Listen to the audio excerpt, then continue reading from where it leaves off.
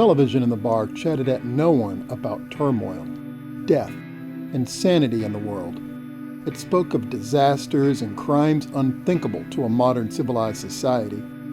The newscasters spoke with such serious faces about all the hatred and death when reading the news, but as soon as the cameras turned away from the headlines, as soon as they pulled back into the studio, they all sat around a table, chatting and laughing, making jokes and insults to other network stations and other political parties that they didn't like. It always sounded like 5-year-olds arguing on a playground to me. These days, even more so.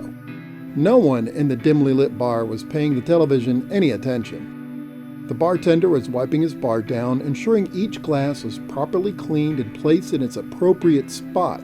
In front of his large wooden bar was a brass railing, like the kind that used to exist in bars years ago. Handcrafted stools with hand-sewn bright red leather ringed the countertop. There wasn't anyone on the stools yet. There would be soon. In another couple hours, this place was gonna be packed. The only other person in the bar besides the bartender and myself was a thin, youngish-looking man with hard blue eyes that resembled pieces of flint. He sat in front of me nursing a Shirley Temple. "So, how does this work then?" he asked, looking down at me. "I lost a good portion of my art supplies a while back. Some jerk in a coffee shop threw out a bunch of my pencils and my art pad when I tried to give a drawing to a lady. This wasn't the first time that happened. Replenishing my art supplies gets expensive, so in front of me sat a spiral notebook and a number 2 pencil, the kind that you use in grade school. I didn't like it. In fact, I hated it, but right then it was all I could afford. "You listening to me?" He snapped a finger in front of my face. I'd been caught with my mind wandering again. "Yeah, just trying to figure out how to answer it." I rubbed my eyes as if rubbing sleep out of them. "Well, just tell me, how does this work?" He turned around in his seat to examine the bar. "It's like this scene. I see a scene. A guy on the ground looks like he was stabbed 3 times at least. He's face down, looking away from me. Who is it?" The cop snaps at me. "I don't know," I reply with a shrug. "You know how he's gonna die, but you don't know who it is?" His voice rose at the end in volume. "Come on, you're holding out on me. Who is it?" "I have to see them to know who it is," I said. He turned back around to look at me. The look in his face told me he didn't believe a word I'd just said. "What did you say your name was again?" "David," I mumbled back, looking at the bar. "You ever see inside of a jail cell, David?" An obvious threat if I ever heard one, and a weak one at that. Still, it annoyed me, crawled under my skin for a moment, and just sat there as I looked up at the off-duty cop in his street clothes. A simple collared shirt and a pair of faded blue jeans. "Is that all you know how to do? Threaten people and hurt them, Officer Givens?" I snapped. "Or do you have any other talents? Racketeering? Assault and battery, maybe? Maybe a little light enforcement work on the side for the mob?" His hand moved so fast I didn't even see it. He slapped me open-handed. Not hard enough to spin my head around, but hard enough to startle me. I looked up at him, slack-jawed. "That's why no one likes cops," I mumbled meekly. "What do you know about me, huh?" he snarled. "I'm out here trying to help you do your damn job, and you're giving me shit. I should just leave you here, you know that?" "Would make it easier," I grumbled. He blinked as if I'd slapped him back.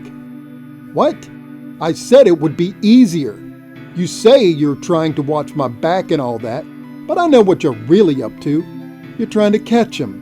You're going after that serial killer. You think my gift is your way to do it." My heart was pounding. My fists were clenched. I consciously relaxed. I hate it when I get like this. "Look, I'm sorry. Relax, all right?" the cop mumbled, turning his head back to the bar to examine as he spoke. "Everyone's looking at us." There was only the bartender in the room still. He was now taking inventory of his bottles and booze for the nightly rush that would begin in a few hours. Givens gave me a heavy sigh. "Why are you like this? Why don't you tell anyone about this gift of yours?" I looked down at my paper as I replied, still seeing the as-of-yet undrawn image of the crime scene on the page. People don't like good news. "That's crazy. People love good news," the cop said. The door had chimed, announcing the arrival of 2 women carrying aprons with their name tags. Neither one was the victim. "You tell them a good news story or a good event that's happened and it brightens up their day." I shook my head. "No, they don't. A person loves good news. People hate good news. When they hear good news, they have to do everything in their power to turn it into bad news, twist it until it breaks, then blame the other side for the tragedy of their own creation. People don't want good news. People want just someone to blame."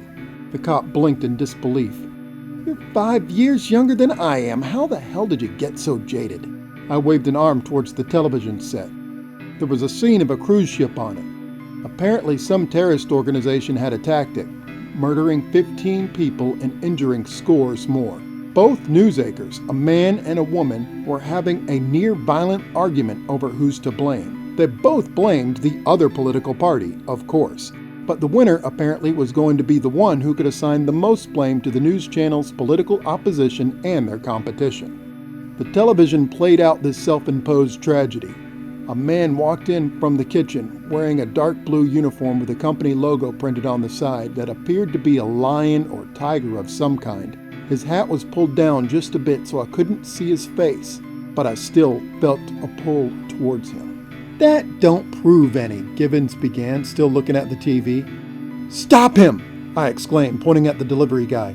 He had just handed the bartender a clipboard with paperwork on it. The bartender was glancing over the paperwork for a moment and had already penned to paper, ready to sign. "Him?" Givens asked. "Just delay him. Tell him he has a parking ticket. Tell him he won the lottery. Anything." I looked down at my paper and began to draw furiously. It wasn't going to be my best work, but God willing, it was going to be clear at least. "You're sure it's him?" he began. "Just do it!" I snapped again. Okay, he replied as he stood up and slid his chair backwards. I could hear the chatter coming over from the bar. From what I could tell, he was accusing the delivery guy of hitting his car, who emphatically denied hitting anything, of course. The argument wasn't going to last long, so each line had to be drawn in haste. They bent in ways that I was uncomfortable with, but I could still tell what they meant and were supposed to be, so I kept drawing. Hopefully the guy could as well. The alleyway began to take shape. Trash cans formed around the back door. I shaded as quickly as I could, getting the concrete filled in. Givens was shouting about insurance now.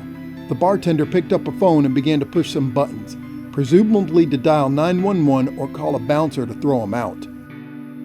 As the body began to take shape on paper, a large man entered the bar from somewhere in the back. Some words are being tossed around at this point, mostly by the big guy.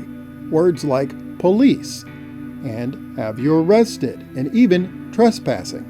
There was more finger pointing with more threatening gestures. The delivery man started to back away towards the door. I had to act fast. I tore the sheet off the notebook and raced over to Givens. "Here!" I shouted, huffing. Everyone looked down at me, then looked at the paper.